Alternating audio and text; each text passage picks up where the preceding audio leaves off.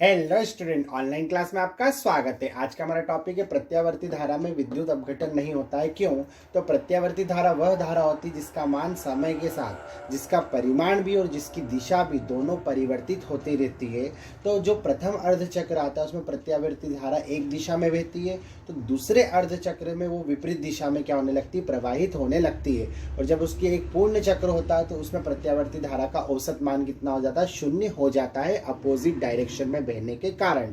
तो धारा का एक पूर्ण चक्र में जो औसत मान आता है वो I नॉट इंटू 0 हो जाएगा, तो बराबर 0 हो जाएगा, मतलब धारा का जो औसत मान आता है वो 0 हो जाता है।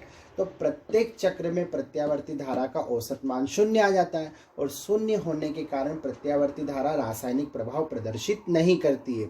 वैसे प्रत्यावर्ती धारा चुंबकीय प्रभाव भी प्रदर्शित नहीं कर पाती, क्योंकि उसमें भी अपोजिट डायरेक्शन वाला रूल लागू होता है। ठीक है, अभी हम यहाँ विद्युत अपघटन की बात करें इसलिए हम रासायनिक प्रभाव लिख रहे हैं।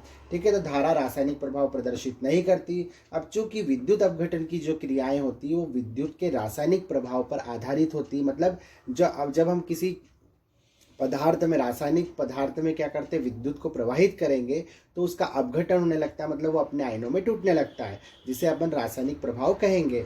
पर चूंकि विद्युत अपघटन की क्रिया विद्युत के रासायनिक प्रभाव पर आधारित होती है, और चूंकि प्रत्यावर्ती धारा तो रासायनिक प्रभाव पैदा कर ही नहीं रही है, इसलिए प्रत्यावर्ती धारा विद्युत अपघटन भी नहीं कर पाएगी। ठीक है, तो एक बार इसको फिर से दोहरा लेते हैं। प्रथम अर्धचक्र में प्रत्यावर्ती धारा एक दिशा में और दूसरे अर्धचक्र में विपरीत दिशा में प्रवाहित होती है।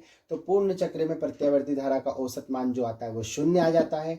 चूंकि प्रत्येक चक्र में प्रत्यावर्ती धारा का औसत मान 0 होने के कारण प्रत्यावर्ती धारा रासायनिक प्रभाव प्रदर्शित नहीं करती है।